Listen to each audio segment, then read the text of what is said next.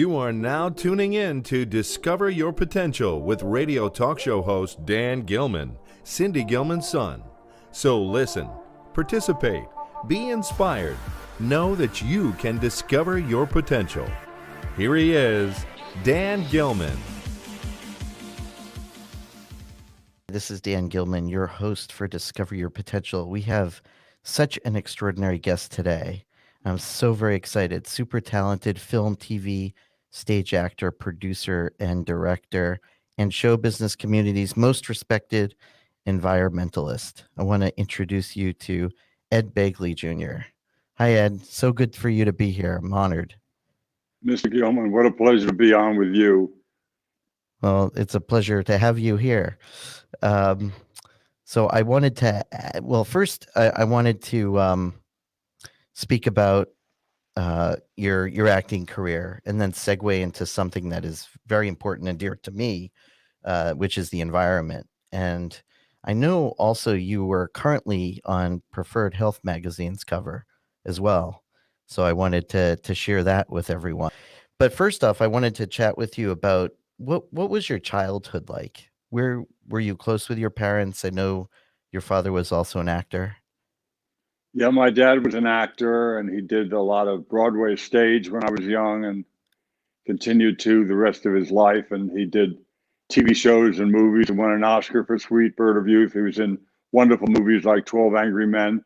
So since my father was an actor, I wanted to do what my father did, really.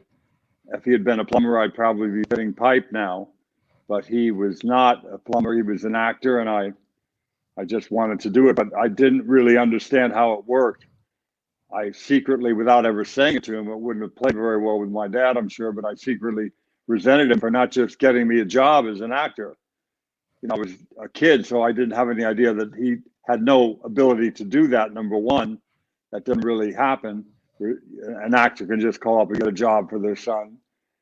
Those situations happen so rare as to be, impossible.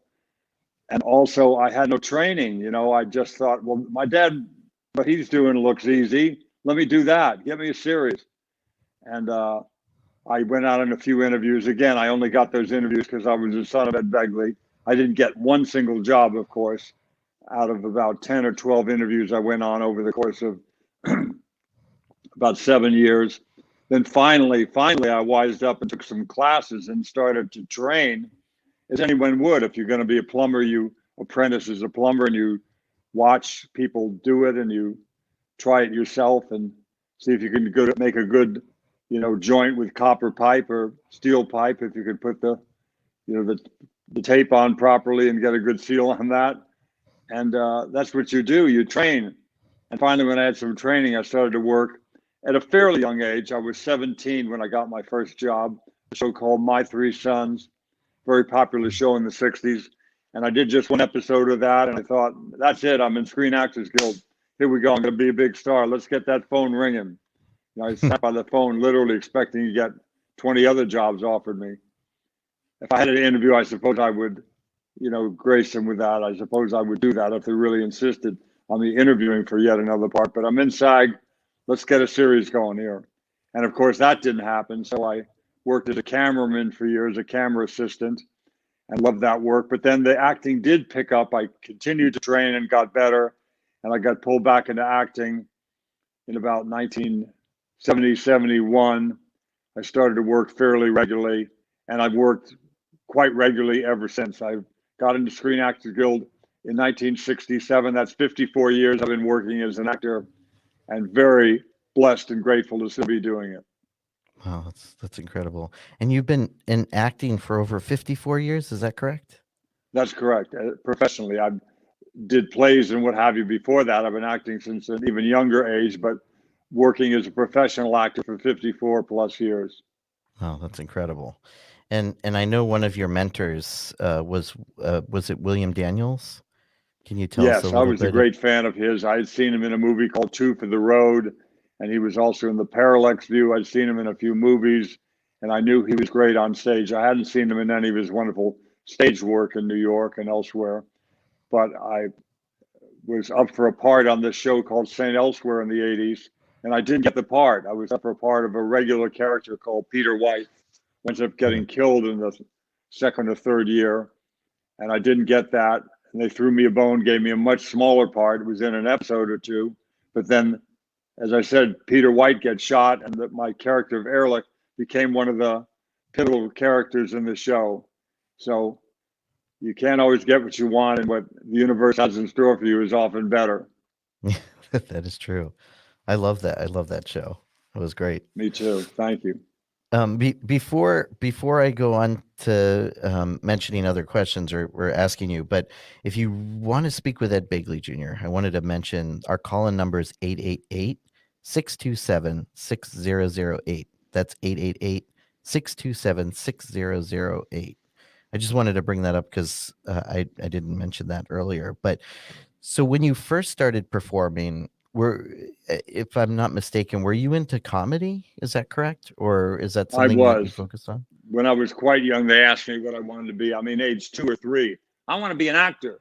What do you want to be? The next day I go, I want to be a comedian. And you could, of course, be both things, as Don Rickles and my father and many other people proved.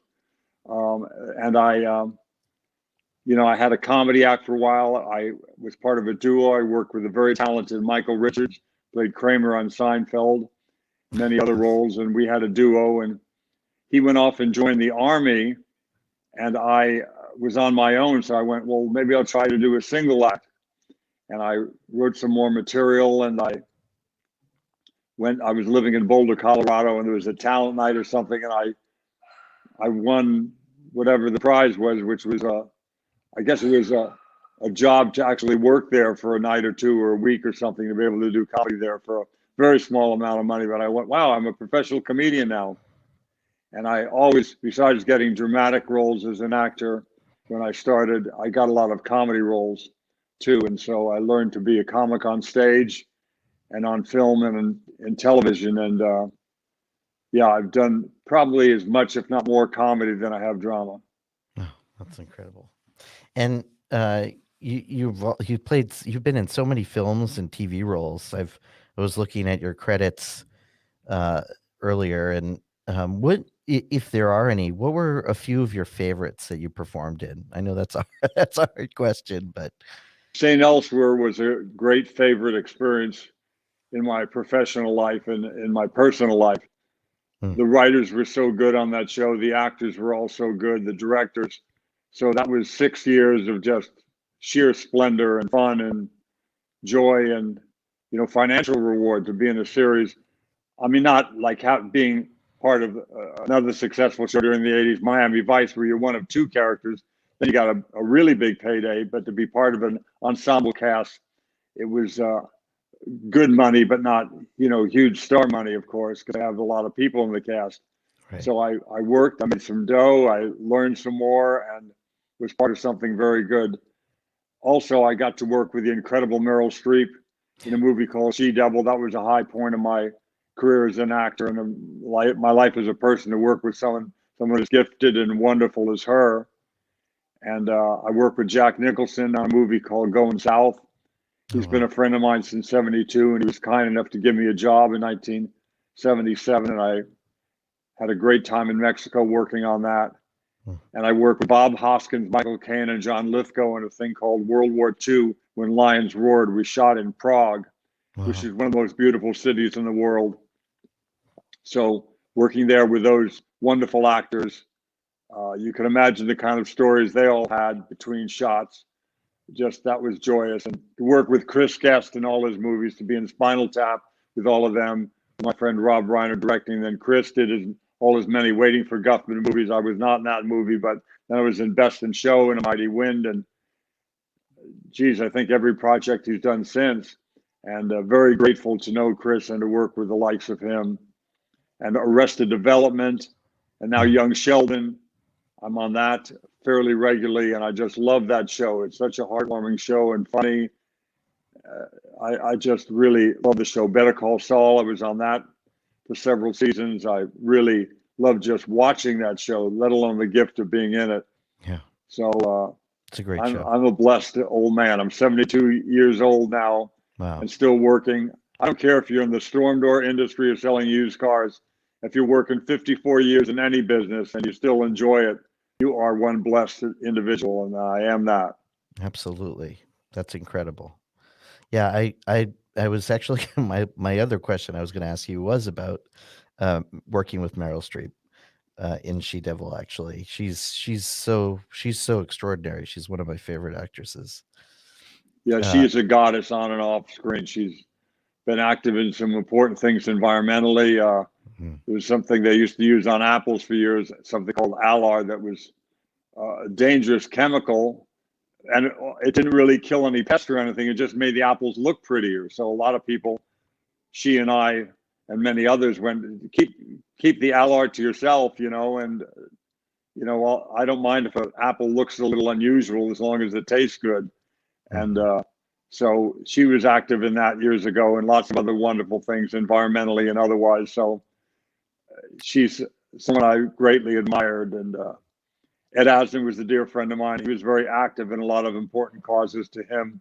So he was a great role model in that way for me. So I'm just lucky to know people like that care about important things and do something about them.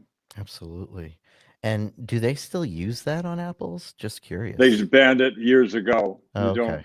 That's good. I don't think you're allowed to use it. And the rumor was that all the apple growers in America were going to go out of business, and they did not go out of business. Right. They, people went, I don't need another chemical in my life. Right. Because it didn't even do anything important like kill a bug. And there's ways to keep bugs off apples without using any of those chemicals too. And a lot of people have embraced that. Organic apples do very well. Organic apple orchards and organic pear orchards and plum orchards do very well. They just advertise the product for what it is, and some people are willing to pay that. It's not much more nowadays because pesticides and herbicides and fungicides are very expensive. Yeah. So a lot of people can do even better financially, factoring in, whatever costs there are in doing things organically and, with integrated pest management and what have you, to use ladybugs and things like that on crops instead of using hazardous chemicals. Yeah. And do they still rub wax though I've noticed on apples? I think they do. I think they wax a lot of the fruit. Some fruit they do not wax, but you can see a lot of fruit out there is wax, and you can pretty easy to tell the difference sitting in the bin there, the stuff that looks like a gleaming floor. Right. And other stuff has more of a matte finish. I always go for those kinds of apples. Yeah, I prefer that as well. Not to go, because I know we want to go into the environment. I know that's a big component of what you do, but I know I wanted to ask you. You in a few interviews that I've seen, actually, you've mentioned working with acting teacher Roy London, and I was really interested. He mentioned, I know this is kind of out of context, but how a character deals with pain in either comedy or drama. I'd love to hear more about that. That I just found that so intriguing when you mentioned that. I only worked with him briefly. He passed away sadly. Oh, I'm sorry. But sorry about my daughter's dog there. She'll make a little noise, but she'll stop. But I worked with Roy London in the show I was doing called Winnetka Road that came and went. But I wanted a little extra help from someone knowledgeable, and he was that. He'd worked with a lot of my friends as an acting coach. And after we did some work one day, he said, "You know what I think is the most interesting thing to watch, Ed?" I said, "What's that, Roy?" He said, "How a character deals with pain." And I sat there and I nodded and I thought this guy was good. What a stupid, pain, I'm in pain. Look at me, I'm suffering. I'm in Garcia Lorca's blood wedding and my character's in pain and life is painful. And Jesus Christ, what did I waste my money on this guy? So thanks a lot, Roy. Oh, geez, I got to run. I got to get home. And I'm driving home and I go, wait a minute. He didn't say a character. What's the most interesting thing to watch is a character in pain or suffering from pain, how a character deals with pain, how you keep that lid on the pot or try to. Sophie and Sophie's Choice, Meryl Streep's character, how she's trying to live her life years down the road from what happened to her. And then we discover what Sophie's Choice was and how she's trying to deal with her pain over those many years. Pick any movie that Joaquin Phoenix does. Pick any movie that Daniel Day-Lewis does, or any movie that Meryl does as a French lieutenant's woman, or Out of Africa, how she deals with the pain of what her character, Isaac Dennison, is going through, any of the wonderful roles she's done. And it's universal. It's comedy or drama. Laurel and Hardy are carrying a piano, a big heavy piano, down a flight of stairs, and they fall, carrying a piano. And then as they fall, and a piece of piano, this heavy piano, fall on them. And you're laughing the way it's staged. You can't help but laugh. If you want to find that clip and watch it, it's very funny. But it's people carrying a piano, and it's how their characters deal with pain. It's true comedy or drama. Roy was very smart. I didn't listen to what he said, of course. How does a character deal with pain? And what's the most interesting to watch, as I said, is trying to keep the lid on that pot, to keep it from boiling over, and it's starting to boil again. And you're trying to watch this character, what it's seeing between the reeds and what they're trying to hide from you with all the different behaviors. And that's very compelling to watch. And Roy was right. How a character deals with pain. And it can be physical pain. It can be emotional pain. It can be cosmic dread. It can be whatever it is. But that's what's very interesting to watch. And you take another great comic performance, for my money. If you get on YouTube or anything and watch a clip of Sherry O'Terry from Saturday Night Live going to a pharmacist counter to get medication. Oh. Sherry O'Terry, pharmacist, just type it in and watch. You want to see something funny. And it's a character very much in pain. And it's hysterical, as is everything she does. So it's out there. It's a universally true rule, in my opinion. And I stand by it. Roy London, who's a dear man and a very smart one at that. Yeah, absolutely.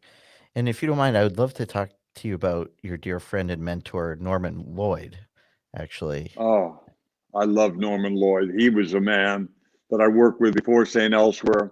He was a director and a producer. He worked with Alfred Hitchcock. He worked with, he was in the Mercury Players, of course, and worked with Orson Welles. And he was a saboteur and Hitchcock saboteur. And he just was such a knowledgeable guy. He knew so much about old Hollywood. I was the son of Ed Begley, so I knew a little bit about old Hollywood. It was kind of starting to fade away, some of these things. I met one of the Keystone Cops as I was a young man. That's silent film days, but I met one of the people who was one of the Keystone Cops in those old comedies. So I got to see a bit of that. Norman lived it. And he was wonderful in the show St. Elsewhere, and helped me a great deal and gave me something to aspire to still be working at his age. Back then, I think he was maybe 70, maybe late 60s. And I thought, wow, he is so old. And here I am, a little older than that, what he was at the beginning of St. Elsewhere. I'm 72 now. So maybe I'll get to be someone else's Norman Lloyd and pass it on as he did to me, that legacy of what came before. Anybody who doesn't know about the actor Norman Lloyd, look that up and see about the fine work he did.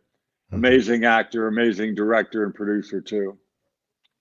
Who would you consider your role models? Just curious about that. Do you have? I know Lloyd is probably one of them. Daniel's potentially. Do you have other role models in the industry that you feel is one of your role models before? I mean, now you're probably a role model to so many.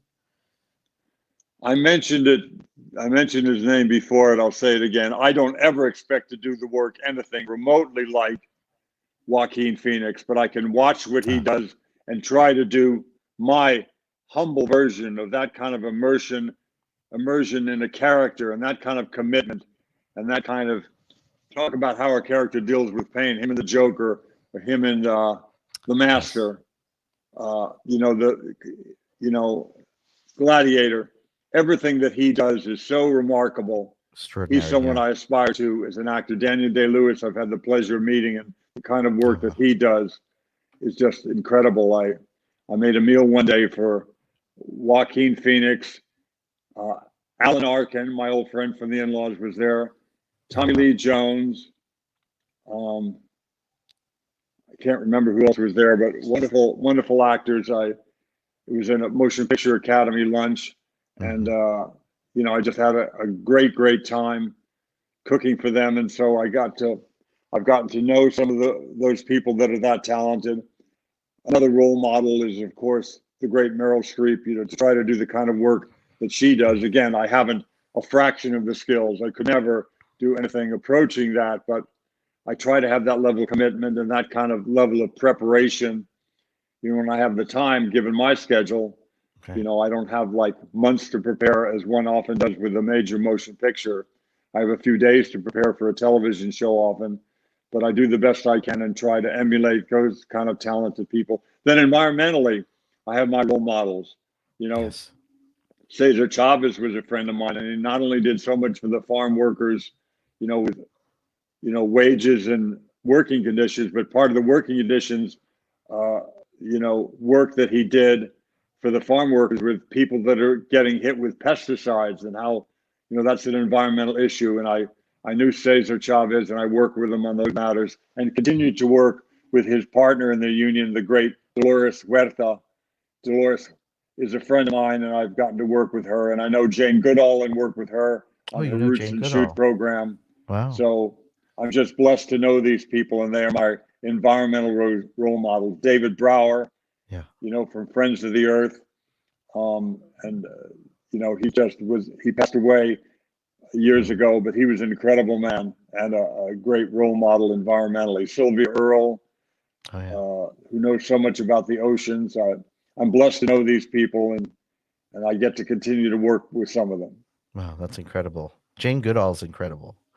Isn't she? She is amazing. She's a force of nature. Yeah. I remember down in Boston, I actually got to meet her once. She was doing a conference down here, and she's just extraordinary. Sorry, I just jump off topic. Yeah, there's no one like her. She's amazing. Yeah, she is. She is. Well, I'd love to continue to talk about your acting career, but I know, our timing. I would love to go into the environment, but there's one thing I do want to ask you, because there might be some young people who aspire, inspire and are inspired by you. And I'd love for them to hear from your side of what you feel, what kind of tip or suggestion or help or support that you could give young potential actors who want to really go into acting or performance, or if there's something that you can give them today. And then I'd love to move on to the environment. If you are a pianist or a violin player, if you're a musician, a guitarist, you're going to want to practice every day. You need to play. If you want to be very good at something, even certainly great at something, you have to practice every day in a very disciplined manner. If you're an actor, you need to act. You need to do it as much as you can, and not just wait to get a TV show or a movie and start acting then because you somehow got a role. God knows how you would get it without training, but you need to be part of a theater group. You need to do, small films, independent films. This is after having some training before you even rise to the level to do that. Student films, short subjects, actors act. So the best way to get cracking is to whatever city you're in. If it's a large enough city like, LA, San Francisco, Chicago, New York, Boston, cities like that, there's always theater groups. Get part of a theater group, a regional theater group, a community theater group, and start doing plays as a young person, as a middle-aged person, as an older person who wants to start acting or return to it. Actors act, violinists play the violin, guitar players play the guitar, and they do it regularly. So you have to keep that muscle working, and you have to act. And the best way to do that, to get ready and to be able to get admitted into a theater group, you have to train and take some classes from somebody reputable, and that's very, very important. You have to train. Yeah, and that's interesting. So I did want to talk about. I know you live by example. You're an environmentalist. When did you start living an eco-friendly life, or what was the thing that made you do it? What really got you to push through where so many others just don't? it was living in LA. At that point, I was 20 years old. I lived 2 decades in Los Angeles in the San Fernando Valley. And LA at that time, for my whole young life then, 1949 when I was born till this year, that I started, 1970, I lived in horrible choking smog. It hurt your lungs nearly every day of the year. Only these few days when it would rain, the winds blow, would you be able to catch your breath? But other than that, you took short breaths because it hurt to breathe. They would not allow the kids outdoors to play or even indoors because you'd open the door and the smog would come in, of course, or open a window, whatever. Wasn't like there was no smog inside. It was just worse outside. And you were told by the authorities not to play in those days and not to move around much. It was just crazy. So that was the bad influence that got me involved. The other bad thing was this river called the Cuyahoga River outside Cleveland caught fire. And I thought, this is a bad sign. When rivers are so polluted, they're catching fire. That's bad. The Santa Barbara oil spill happened in 1969. That was very bad. But the good thing also motivated me. The good thing was I was in Boy Scouts and I saw nature up close and personal and liked it. I knew it had value. And my dad was a conservative who liked to conserve. We turned off the lights and turned off the water and saved string and saved tin foil. He was the son of Irish immigrants. He lived through the Great Depression. So all that stuff, those good and bad influences led me to get started in 1970. And I said, well, what are we going to do? This is a nice day. What about the other 364 days of the year? What do we do? He said, well, we're going to clean up there and clean up the water. I went, sign me up. But I couldn't afford things like solar panels or a fancy electric car. I could afford to take the bus or, take other forms of public transportation. I could afford to ride my bicycle. I became a vegetarian. I used all sorts of non-toxic baking soda and vinegar and water to clean things. I did everything that I could afford, and there was a lot I could do. And each one of those things also helped me save money. So I stayed with it, and I bought a $950 electric car in 1970. It was basically a golf cart with a windshield wiper and a horn, but it had a California license plate, mostly driven by old people in retirement communities. But I could drive it, staying to the right of the road, and so you didn't get run into. I drove it around LA for a while, and and all that stuff was not only good for the environment, it was good for my pocketbook, so I stayed with it. Yeah, that's great. I know Buckminster Fuller also created something at one point in time, or tried to. Yes, he was a very good influence on people to take action environmentally. His geodesic domes were, a wonderful way to build simple structures that were structurally sound, and they were, low cost materials. He did a lot of, very noteworthy things for years. I was a fan of his as well. Yeah. So everything we buy, as you know, everything we own has some sort of carbon footprint, more than just the purchase price or the cost of the environment. But even the web actually causes carbon footprint. Unfortunately, a lot of people don't realize that. But with that said, what are your thoughts on alternative technology that can help our environment, like battery technology? Or, I know that they're coming up with things, well, they were for a while at MIT. They were doing living batteries. I don't know if they're ever going to be put that into production, but I've heard, organisms that actually save energy.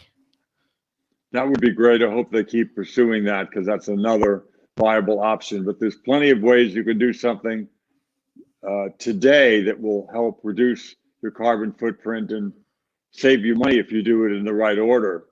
And that's what I urge people to do, to pick the low-hanging fruit first and do what they can.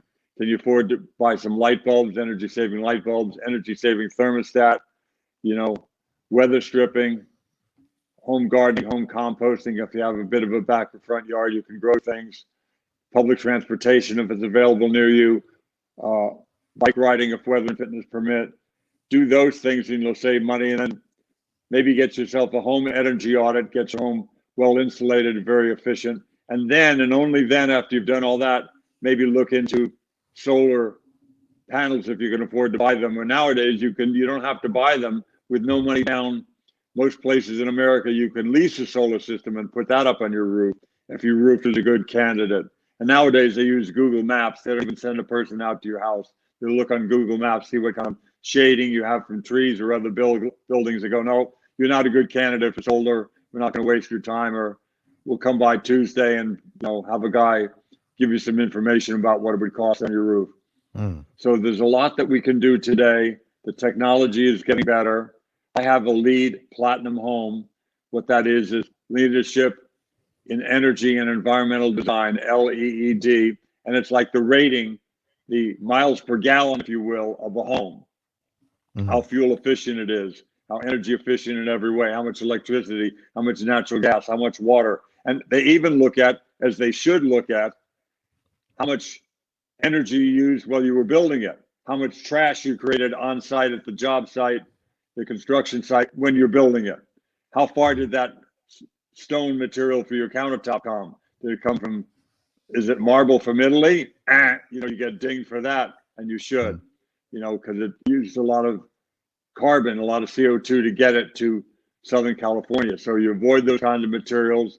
And if you do everything right, and we hit not LEED silver, not LEED gold, but platinum status, which is up high. And we did a very good job with that. But I got to tell you, as quickly as I say that, it's been a few years since we finished a house. And when Greta came on the scene, Greta Thunberg, she really moved me. And I went, I got to do more. And I didn't fly much at all back then, but I just stopped flying. I really don't fly ever now. I take my electric car, which has pretty good range, and I drive cross country in it. I just don't fly anywhere. And I thought, what else can I do at my house? I've got a LEED Platinum home. And I realized I had, from years ago, we had a natural gas dryer. I got rid of that, put in an electric dryer. We had a natural gas booster water heater because our solar hot water system gives us our hot water most of the time. But if it's cloudy for a few days, the water's going to be cold and you can't take a hot shower, what have you. And the ladies aren't going to put up with that. I can maybe brave that. They ain't going to do that. Right. So we got rid of that natural gas booster water heater to boost our solar hot water and replace that with electric. That's actually being put in soon. We've ordered it already, and A.O. Smith is going to do that job soon. So that's great. There's always something you can do. Yeah. So is your home run solar, basically solar energy powered, or a lot It of is it? mostly run on solar. It would be if it was just me here living alone, or Rochelle and I as a couple living here alone and living a modest retired life. We could live off the solar panels and the hot water that we get. We have very low natural gas bill if we still have that, or very low electric bill. But we have 3.5 people charging cars here. By that I mean, I drive a pure electric. My wife drives a pure electric, and so does she. Drives a Chevy Volt, but she never drives it on gasoline. It's always on electric. The trips that she's taken. So charging 3 cars, you can't be, All right. just charging them on what rooftop solar you have. You'd have to have a nearby field or a roof as big as a Walmart to charge 3.5 cars. Because I say a half because my grown daughter lives in an apartment, so she comes to charge at my house a lot of the time. And also, we have a pool, which I fought my wife on, and I lost the battle. I didn't want to have a pool because I knew that pool filter would be running a lot of the time. That's like running a blow dryer, you might know. Pool filters, and we have a very efficient pump, but still, with that efficient pump, it's still like running a blow dryer 8 hours a day. And then we also have an ozone treatment system. Rather than use chlorine in the pool, we treat it with ozone. That's like having half a blow dryer. Then we also have, because it wasn't warm enough for my wife to feel comfortable in the pool, so we put some black tubing, solar black tubing on the back of the photovoltaic and pump that water from the back of the solar electric panels, which is quite hot on the back, down to the pool. So that pump is running 10 hours a day, maybe 12 hours a day. So all that together really, I buy some nighttime power is what I'm getting at. And all of that is power every bit as green as sorry, my battery was low. Every bit as green as the power I make in my roof. DWP has a green power program, and if Mhm. you sign up for it, they put new green kilowatts into the grid. You're not buying carbon offsets with a forest somewhere. You're putting new green electrons into the grid for every kilowatt hour that you use. They buy that amount of wind, solar, and geothermal. So I only buy power at night when I need it, which is rarely, and I only buy 100% green power, as green as 9 kilowatts of solar on my roof. Long-winded answer, but you don't want to Yeah, misrepresent things with a of good course. question like that. Yeah, and it's interesting because I actually worked on a project for the Museum of Science called it was all on solar energy. Not to bring this up, but Dan Nocera came up with this. He's from MIT. Came up with a way to take energy from the sun and convert it to hydrogen. That's supposed to power your home and your cars, but I guess that didn't come to fruition. But the kiosk that I worked on, that I designed, is still sitting in the Museum of Science. But I'm just curious as to, I'm wondering if that's something that could be an option today. Yeah, if you have a good rooftop, as I actually do, you have the space for something like 9 kilowatts. You can run a house quite easily with 2 or perhaps even 3 thrifty people in it, charging a certain amount of electric car charging. Yeah. But yeah, if you use all LED lighting and energy efficient stuff like that and Lutron dimmers, you can do it. Hmm. I also wanted to talk about, I know this is an interesting subject, but about bees. And what, yeah, and I know bees are actually a big component of the environment, right? Because we're still having issues, and people are still, unfortunately, because of the environment's destroying bees, and those are critical for our Earth, our planet. I'd love to talk to you about that and what can people do to save our bees.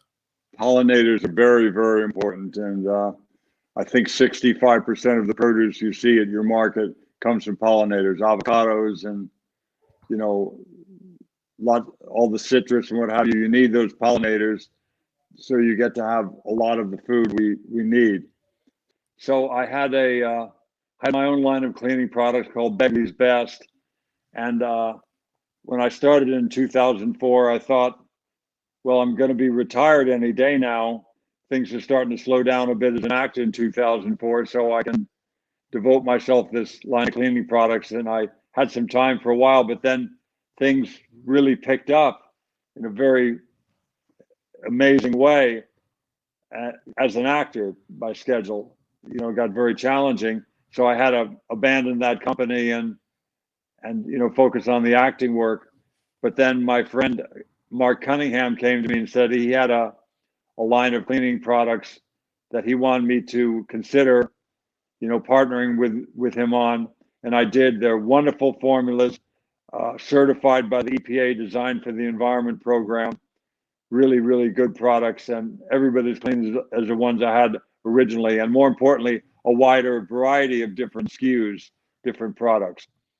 And so just go to Amazon and type in Begley Cleaning and you'll find it, or just go to Google and type in Begley Cleaning Products and you'll find it. And they're very good products. I'm glad they're non-toxic. I wouldn't have it any other way. But most importantly, besides that clean formula, they work very well. They're very effective. They're as good as any Formula 409 or Windex or anything like that. And certainly with things like the floor cleaner, the pet stain and odor remover, you got pets or kids that are crawling around on the floor all the time, putting their fingers or their paws in their mouth. You don't want them to be getting that stuff, that toxic stuff in their mouth, in their system. So you got to be careful with that stuff. Everybody's out there, and I'm there with them with signs protesting the hazardous waste site near their homes. But the worst hazardous waste site is not just near their home, it's in their home, it's under the sink, with all those cleaning products that we seem to want to buy. Stop buying those, buy the good products. Seventh Generation makes good ones too. eCover, there's other people. I'm not going to be just self-serving here, say buy my products. I hope you do. I think mine are among the best, but other people make them and get them and try them. They're very, very good. They work. That's wonderful. Yeah, and I'll share the links. We actually have a caller on line 1. Hello. Hi, is this Melissa?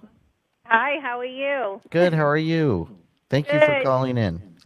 Thank you so much. Thank you for having Mr. Begley on. He's so amazing, his acting and his environmental work. So I wanted to just say, Mr. Begley, your products are amazing.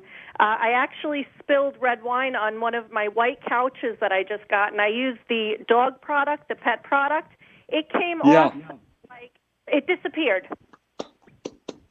Fantastic, Alyssa. That's so great. Thank you for trying it. I'm so glad it worked. It certainly worked in every stain that I've had, so I'm glad it worked on that difficult stain of wine. That's great to hear. Yeah, Thank you so much. No, thank you so much, because I literally just bought this couch and I sprayed the your pet product on there, and it came right off. It disappeared right in front of my eyes. So I actually put a review on Amazon. So I just wanted to say thank you so much for your products, for your life's work, and thank you, sir. Thank you for the review on Amazon. Wow, great. Bless you, Alyssa. That's so lovely. Thank you, Dan, so much. Have a great day. Thank you. You too. Thank you for calling in. There's been a lot of negative press out there that if we don't do something now, which is true, we don't do something now to protect our Earth, then it's, there's obviously going to be we're already seeing the effects of global warming.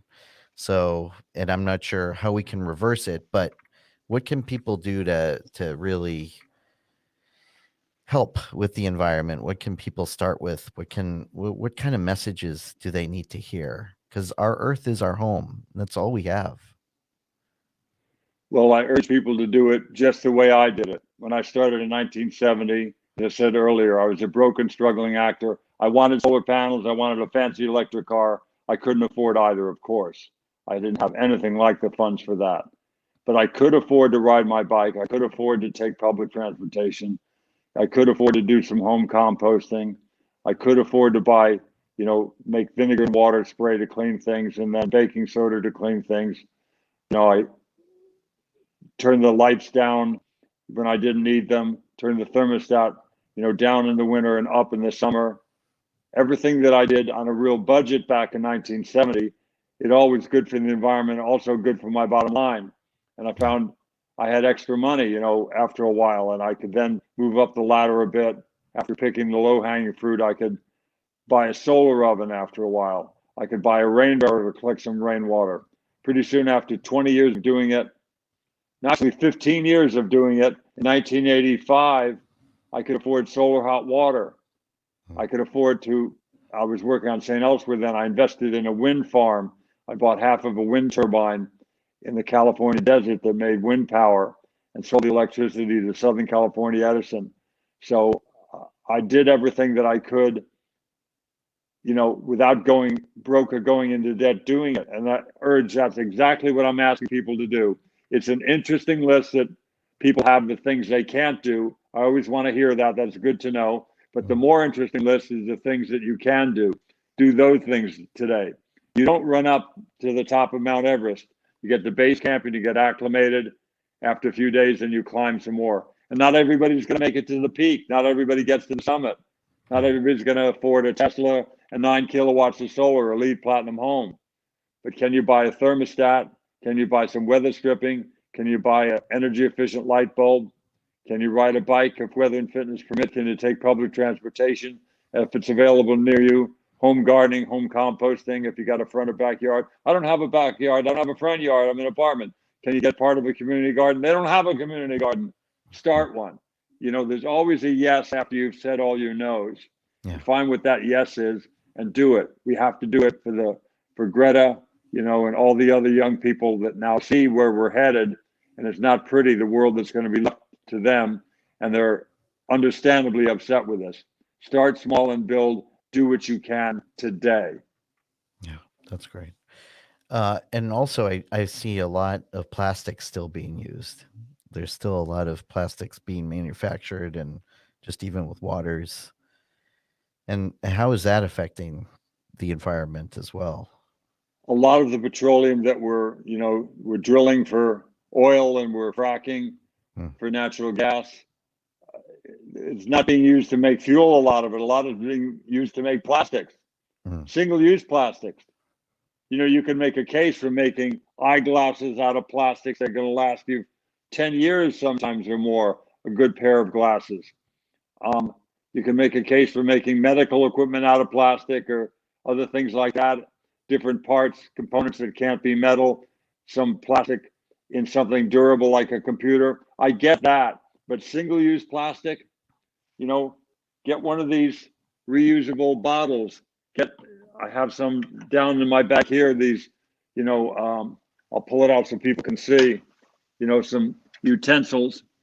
Rather than use those plastic utensils they give you to take away food or what have you, always say, no, I don't want any plastic spoons or what have you. Here's a little case. You can clip it to your belt if you want, like this. Oh, that's great. It's got chopsticks, a knife, a fork, a spoon, all made out of bamboo, very sustainable materials or what have you. And, you know, canvas bags for your groceries. You know, there's so many things you can use instead of the plastic throwaway. And fortunately, we just passed a few bills here in California. You can no longer continue this fantasy of all these different little numbers, 3, 4, 5, 6 little circles with the, like, you know, the recycling arrows. They're not really recyclable even in LA.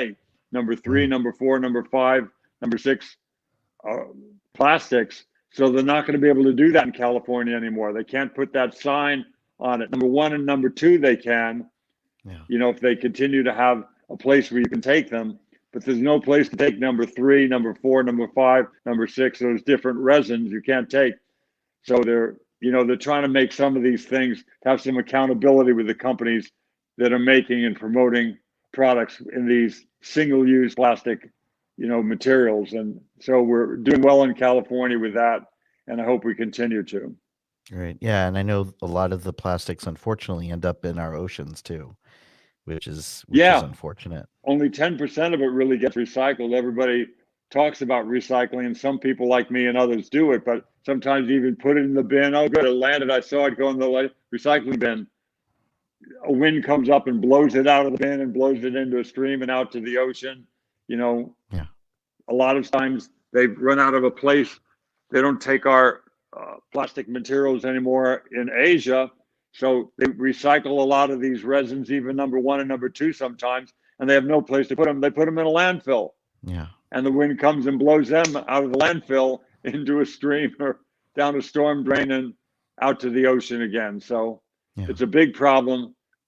You know, we're paying a price for this convenience, but I'm old enough to remember when I would buy a pack of gum or a greeting card and they didn't put it in a little plastic bag. You know, my life was fine without that, and it can be fine again without getting all these. Just remembering to bring a canvas bag with you when you go to buy groceries or anything. Yeah. And life will go on without most single-use plastics, and it'll be fine life, I promise you. It was such an honor and a privilege and a blessing to have you on the show. And I wanted to thank you so much for being with us today. And again, thank you, buddy. Thank you. Thank you very much. This is Dan Gilman with Discover Your Potential, and we look forward to next time. And do, as my mother used to say, do something nice for yourself and do something nice for others.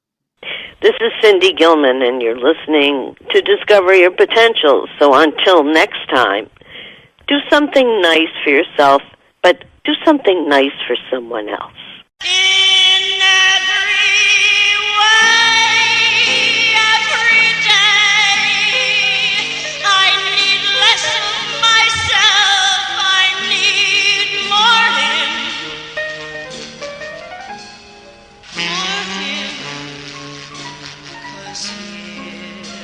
The